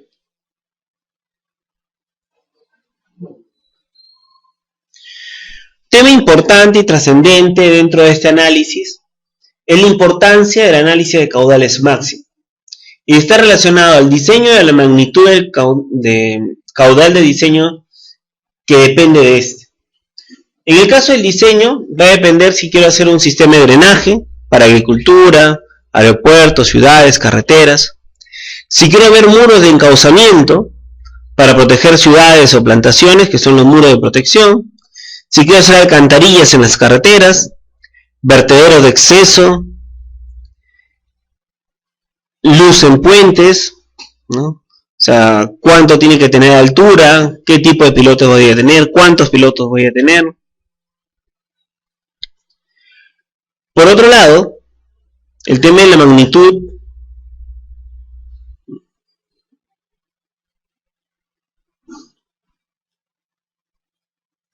en relación a la magnitud de la cantidad de diseño es importante porque tiene relación directa al costo y a la importancia de la obra, a la vida útil de la obra, que es sumamente importante. A mayor caudal, mayor erosión de la infraestructura, mayor depreciación de la infraestructura. Por otro lado, consecuencias que no son evidentes podrían evidenciarse rápidamente a consecuencia de fallas de la misma obra o daños estructurales que podría tener. Por lo tanto, estos factores serán determinados por el periodo de retorno para este diseño, ¿no? Porque en realidad el diseño de los caudales es sumamente importante durante una obra. Ustedes, más que nadie que están viendo proyectos, saben que el volumen o el caudal que yo determine para cada uno de mis proyectos tiene trascendencia directa.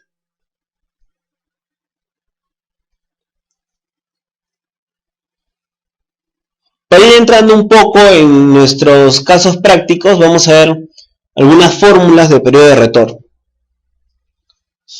El periodo de retorno, denominado T,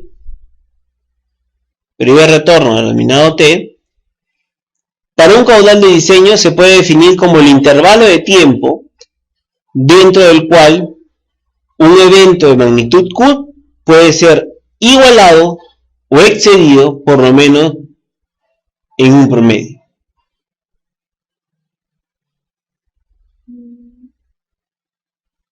Por otro lado, como ustedes pueden ahí observar, si el evento es igual o mayor a Q, ocurre una vez en que T, es decir, los años, tengan una probabilidad de ocurrencia igual a 1. En estos casos, podríamos nosotros tener que la probabilidad de ocurrencia es la inversa del periodo de retorno, o que el periodo de retorno es la inversa de la probabilidad de ocurrencia.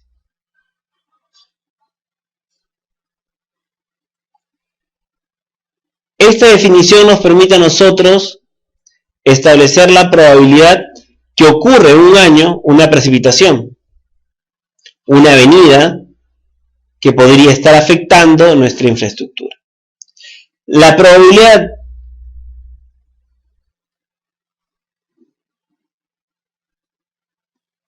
que el evento ocurra o el caudal ocurra está relacionado a la probabilidad de ocurrencia. Por ello, que igual vamos a nosotros a definir qué características puede tener la probabilidad en relación al caudal establecido.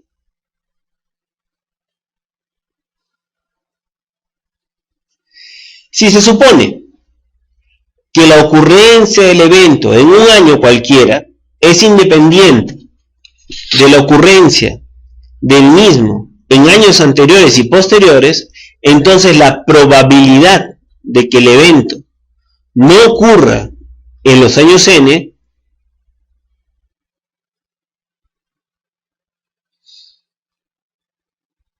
es decir, en un periodo de tiempo, ¿cuál sería para nosotros el tiempo de retorno? La probabilidad para un periodo de tiempo en años definidos, ¿cuál sería ese valor? Por lo tanto, la probabilidad de que el evento ocurra por lo menos una vez al año, en forma sucesiva, es conocida como un registro o falta. Con el parámetro riesgo es posible determinar cuáles son las implicaciones de seleccionar un periodo de retorno, dado que una obra que tiene una vida útil de n años está directamente vinculada o relacionada al riesgo o la falla que podríamos determinar. Por ello, el riesgo está dominado por la probabilidad de ocurrencia, que puede ser, a su vez, 1 menos t. 1 sobre la inversa de t. Con eso yo tengo el factor de riesgo. Ahora vamos a tener un primer ejercicio para que nos ayude a determinar el periodo de retorno de una avenida, el cual dice determinar el riesgo o falla de una obra que tiene una vida útil de 15 años si se diseña para un periodo de retorno de 10. Es decir, para un periodo de retorno de 10 años, ¿cuál sería el riesgo de su vida útil en 15 años de acuerdo a los datos establecidos? En relación a este ejercicio, la importancia que tenemos que tener en cuenta es que este periodo de retorno nos va a permitir a nosotros ver justamente el tiempo, si el tiempo de vida útil en relación al riesgo es el indicado. Por ello, para este ejemplo, donde t es igual a 10 y n es igual a 15, sustituyendo en la ecuación de riesgo, que es r es igual a 1 menos t elevado a la n, es decir, r es igual a 1 por o menos 1 menos 1 a la 10 elevado a la 15. Eso nos da a nosotros un riesgo de 0.7941 que expresado en porcentaje vendría a ser 79.41%. Es decir, el riesgo es de 79.41%. Por lo tanto, se tiene una probabilidad del 79% que la obra falle durante su tiempo de vida útil. Este factor de riesgo nos permite a nosotros tomar decisiones en relación a la variable que es la que estamos analizando, periodo de retorno. Para que nosotros podamos ir introduciéndonos a los periodos de retorno de diseños recomendados, les presentamos una tabla, y en esta tabla, que es para estructuras menores, podemos decir, en la medida que se pueda, se debe aplicar la fórmula para conocer el riesgo, o bien fijar un umbral de riesgo para determinar el periodo de retorno. Por ejemplo, si una estructura de un puente sobre una carretera importante, el periodo de retorno está entre 50 a 100 años. Un puente de una carretera menos importante o alcantarilla sobre una carretera importante, su periodo de retorno está en 25 años. Las alcantarillas sobre un camino secundario están entre 5 a 10 años. Un drenaje lateral de los pavimentos donde puedan tolerarse ensanchamientos por lluvia de corta duración está entre 1 a 2 años. El drenaje aeropuerto está en promedio en 5 años. El drenaje urbano está entre 2 y 10. El drenaje agrícola entre 5 y 10. Y los muros de encauzamiento entre 2 a 50. Estos son los periodos promedios de retorno o los rangos en los cuales se establece un periodo de retorno. Hemos visto el método a través del periodo de retorno para ver el riesgo que podría tener la infraestructura que nosotros estemos planteándonos. Por otro lado, tenemos que tener la estimación de las avenidas máximas a través de un método directo. Por ejemplo, el método de secciones y pendientes. ¿Cómo funciona este método? Este método se estima después del paso de una avenida recolectando datos de campo. Es decir, termino una avenida y hago cortes transversales que nos permitan información. Se selecciona un tramo de río representativo, suficientemente profundo, que contenga al nivel de aguas máximas de la avenida. ¿Sí? Por otro lado, este levantamiento de secciones transversales en cada extremo del tramo elegido, tenemos que determinarlo a través de una fórmula bastante sencilla, un análisis bastante sencillo, donde nosotros vamos a decir que A son las áreas hidráulicas, P los perímetros mojados, R los radios hidráulicos, en relación a las características de las infraestructuras que podamos tener nosotros.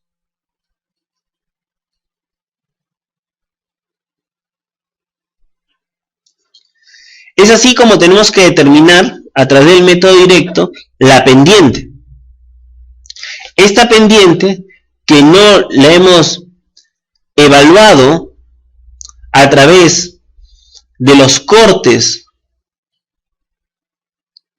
de las secciones que hemos elegido en los tramos distintos, a través de los radios hidráulicos y de los perímetros mojados, ahora sí me va a permitir tener una pendiente de la superficie libre de agua con las huellas de la avenida máxima.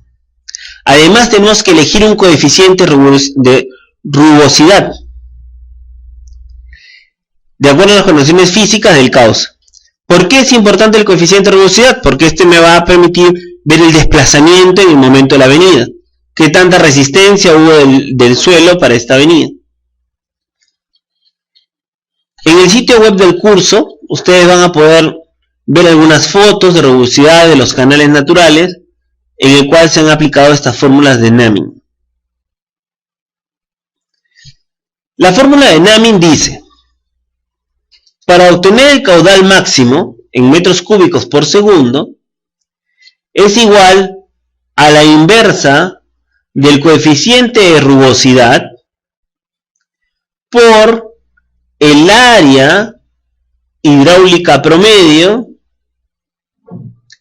elevada a los 2/3 por una pendiente elevada a la 1 media. ¿Y de dónde nosotros podemos sacar esos datos que nos ayuden a analizar esto, y especialmente el coeficiente de rugosidad? Nosotros en el cuadro inferior podemos ver el coeficiente de rugosidad, que es la superficie, que son las corrientes naturales. Vamos a ver si hay condiciones de las paredes perfectas, buenas, medianas y malas. ¿Por qué hablamos de las paredes y de las características? Porque esta tabla lo que nos presenta a nosotros es la rugosidad del suelo o de la caja en la cual viene la avenida, de acuerdo a estas 4 características. Y con este nivel de rugosidad que nosotros escojamos para nuestro diseño, podamos determinar la avenida máxima. Por otro lado, otro método es el método, hay algunos métodos empíricos, por ejemplo un método racional. Este método tiene una antigüedad promedio de más de 100 años, se ha generalizado en todo el mundo porque es bastante fácil de aplicar. El método puede ser aplicado a pequeñas cuencas de drenaje agrícola, si no exceden a más de 1.300 hectáreas. La máxima escorrentía ocasionada por una lluvia se produce cuando la duración de esta es igual al tiempo de concentración.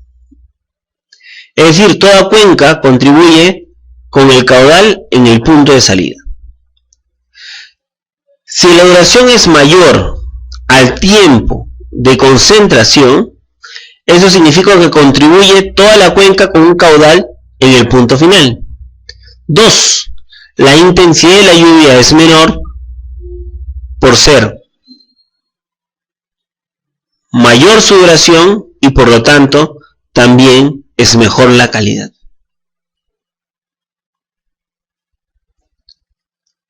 Por otro lado, nosotros vamos a ver que si la duración es mayor al tiempo de concentración, estas también están relacionadas si la duración de lluvia es menor al tiempo de concentración. Es decir, la intensidad de la lluvia es mayor, pero en el momento en el que se lleva a cabo la lluvia, el agua caída en los puntos más alejados aún no han llegado a la salida. Es decir, solo contribuye en parte a la cuenca, a la escorrentía, por lo que el caudal será mucho menor. Entonces, a través de métodos empíricos podríamos establecer cuál sería ese caudal. Por lo tanto, ¿cómo podríamos establecer este método empírico? Que es un método racional que establece que el caudal máximo se calcula por medio de la siguiente expresión. Caudal máximo es igual al coeficiente de escorrentía que depende de la cobertura vegetal, la pendiente y el suelo sin dimensiones. Y intensidad máxima de lluvia para que una duración igual al tiempo de concentración y para un periodo de retorno dado en milímetros por hora. Y por último, el área de la cuenca en hectáreas. Utilizo la fórmula y determino a su vez el 1 sobre 360 corresponde a la transformación de unidades.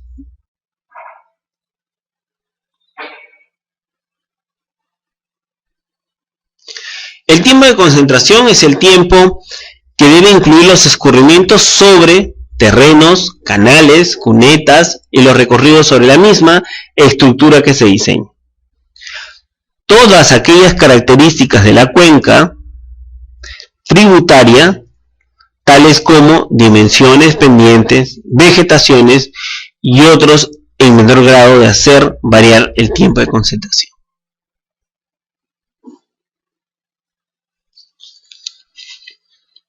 Otro método para establecer el tiempo de concentración es un método directo usando trazos, es decir, coloco trazadores radioactivos durante las tormentas intensas para medir el tiempo en entrarla el agua de llevar a un sitio al sitio de aforo, es decir, cuánto demora desde que cae hasta que llega al punto de aforo.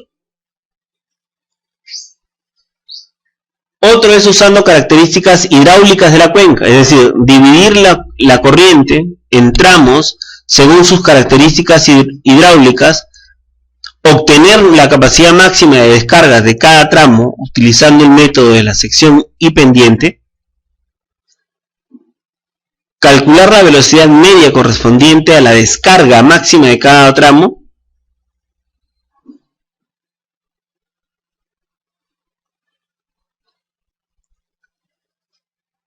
asimismo nosotros tenemos que evaluar y usar la velocidad media y la longitud del tramo para calcular el tiempo recorrido de cada tramo. Y así sumar los tiempos recorridos para obtener el tiempo de concentración. Es decir, usando las características hidráulicas de la cuenca o utilizando trazadores que me van a permitir a mí determinar el tiempo de recorrido, vamos a poder ver el tiempo de concentración final. Entonces, ¿cómo podemos hacer esta estimación de las velocidades? Primero hay que calcular la pendiente media del curso principal, dividiendo el desnivel total entre la longitud total. Sin embargo, la tabla te permite escoger el valor de la velocidad media en función a la pendiente de cobertura, usando la velocidad media y la longitud total que se encuentra. Como ustedes pueden ver la tabla, la velocidad media de escurrimiento por laderas, vamos a tener que para pendientes menores a 5, donde hay vegetación, el tiempo de concentración será en 25 milímetros por hora. Por ejemplo, para pendientes mayores a 20, sin vegetación, el tiempo de concentración es mucho más alto.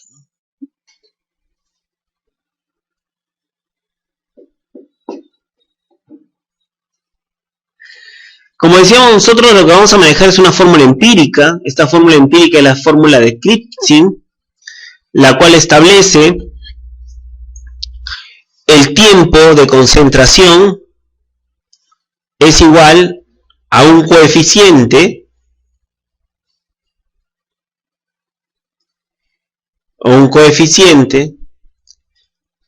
vinculado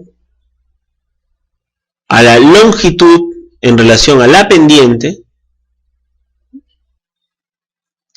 que nos permita a nosotros decir cuál podría ser el tiempo de concentración.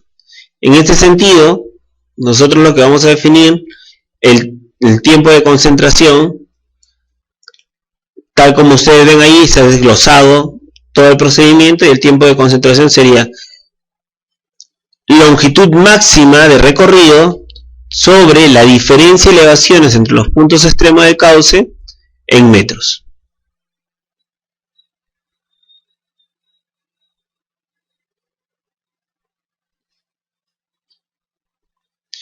Usando otra fórmula empírica, que es la fórmula australiana y de Jorge Rivero, nos permite a nosotros establecer para cuencas menores a 10 kilómetros cuadrados o 10 hectáreas,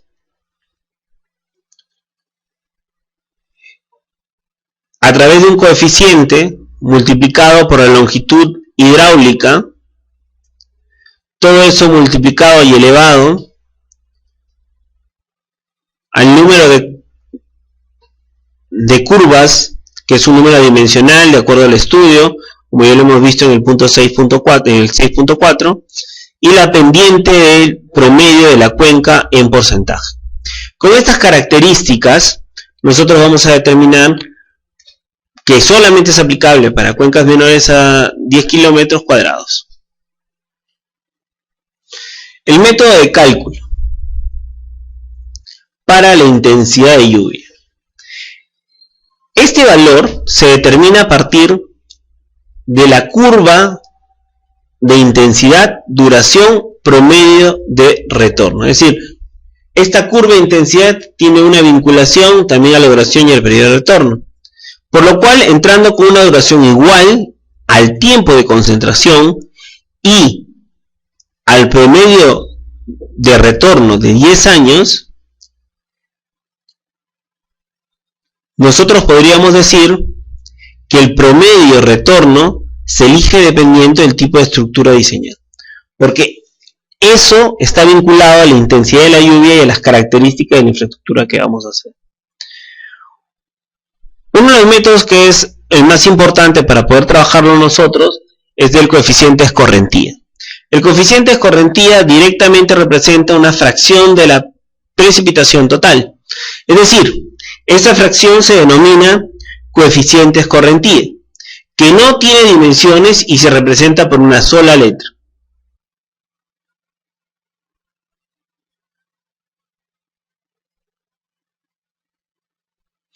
El valor C depende de factores topográficos, edafológicos, de cobertura vegetal, entre otros. Cuando la cuenca se compone de superficies de distintas características, el valor C se obtiene por una media ponderada, es decir, por la sumatoria de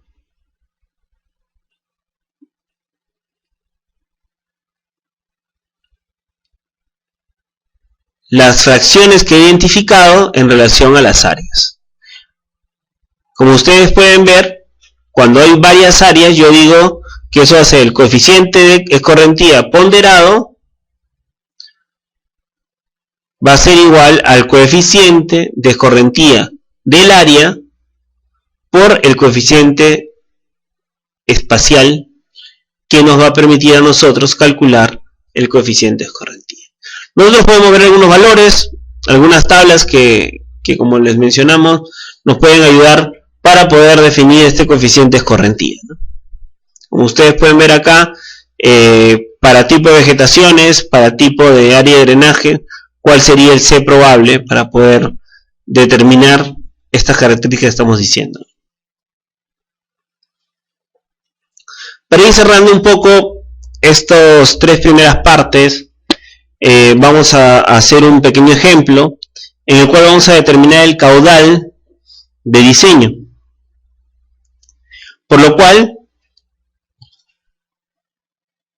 debemos indicar que se desea construir un canal revestido que sirva para evacuar aguas pluviales, es decir, aguas de lluvia. Para lo cual se ha determinado el caudal de diseño de la estructura para un periodo de retorno de 10 años. Para lo cual tenemos algunos datos. Primero, superficie total, que es igual a 200.000 metros cuadrados. La superficie ocupada por edificios es de 39.817 metros cuadrados. La superficie ocupada por el parqueo y calles asfaltadas es de 30.000 metros cuadrados. La superficie de la textura del suelo es media, que el 80% de la superficie sin construir estará cubierta por zacate y el 20% es terreno de cultivo. La longitud máxima de recorrido del agua es de 500 metros y la diferencia de altura entre el punto más remoto y el punto de desagüe es de 12 metros. Con estos datos, nosotros vamos a ingresar a nuestra fórmula para el diseño de nuestro caudal. Y vamos a decir, ¿cómo se calcula el coeficiente de escorrentía? El coeficiente de escorrentía se calcula, primero, la pendiente. La pendiente es igual a H sobre L, que era H, la altura entre el punto más remoto y el desagüe, entre el recorrido, 500. Por lo tanto, la pendiente es igual a 2.4%. Hemos dicho que el área total es de 200.000 metros cuadrados, es decir, de 20 hectáreas. El área de edificaciones y parqueo juntas suman 68.000 hectáreas, es decir, suman 6.98 hectáreas.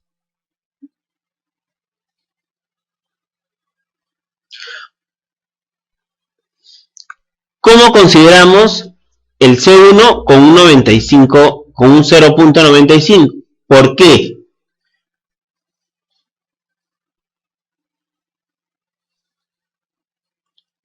Ahora, el área sin construir es igual a 3 hectáreas. De las 20 hectáreas solamente tengo construido 6 hectáreas .98 y voy a tener sin construir 17.10 hectáreas. Y tengo 3 tipos de áreas, ¿no? Dentro de estas 13.000 hectáreas. El 80% es área de zacate y un 20% es área de cultivo. Eso significa que para cada una de estas características yo tengo que evaluar cuál, de acuerdo a la tabla 6.5, cuál es el C de esa zona definida. Y como hemos dicho, para áreas comerciales céntricas, nosotros tendríamos un C de 0.95. Para áreas de zacate,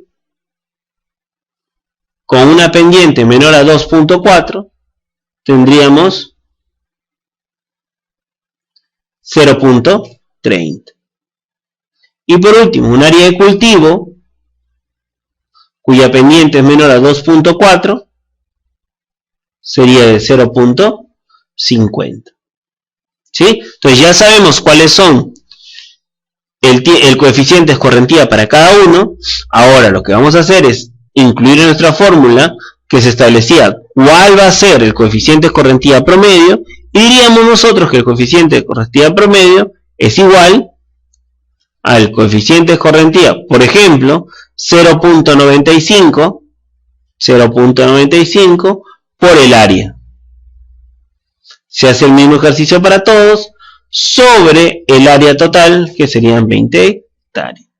Por lo tanto, el coeficiente ponderado de escorrentía sería de 0.5529. Ese sería el dato del coeficiente de escorrentía. Otro dato que podemos sacar de este ejemplo es el cálculo de la intensidad máxima. ¿Por qué? Porque a mí lo que me están diciendo es, quiero saber cuál sería la intensidad máxima. Muy bien, vamos a determinar ese tiempo de intensidad máxima. La intensidad máxima está dado por la fórmula de Kirchner y te dice L, que es la longitud, que son 500 metros, la diferencia de altura entre los dos puntos es de 12 metros, aplico la fórmula y voy a tener que el tiempo estimado es de 9.81 minutos. Otro dato que puedo sacar de este ejemplo es que para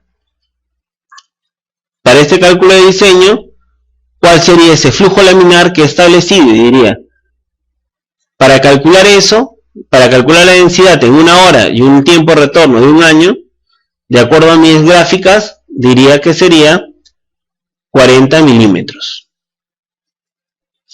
Con esos 40 milímetros, que serían la cantidad de el flujo laminar de la lluvia en relación a mi figura número 2, yo diría que para un tiempo de retorno de 10 años, yo tendría una lluvia máxima de duración para una hora de 75 milímetros. ¿Sí? ¿Ya lo chequearon? Me parece muy interesante. Esto es una forma práctica de definir el diseño de los caudales que podríamos tener. Continuamos definiendo cuál sería el caudal máximo. Para este ejemplo, para ello utilizo la información que hasta ahora tenemos. Mis datos para 10 años, que ya hemos dicho que es igual a 75 milímetros, y me voy a mi tabla, ubico los 75 milímetros en relación al tiempo de retorno y a la duración de 10 minutos. En este caso nosotros tenemos 9.89, redondeamos a 10 minutos, y nuestro caudal máximo sería de 5.43 metros cúbicos por segundo. Ese sería mi caudal máximo para nuestro ejemplo planteado de nuestro canal. Es decir, para el canal, de acuerdo a las características, el caudal máximo sería de 5.4 metros cúbicos por segundo.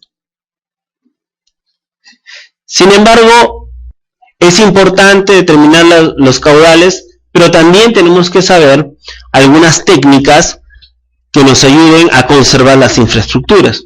Y una de esas técnicas es la zanja de infiltración, que va a evitar que la napa freática dañe la infraestructura, especialmente viales, de una manera que el salitre de la zona comience a deteriorar la estructura de la capa asfáltica que nosotros podamos instalar, ¿no?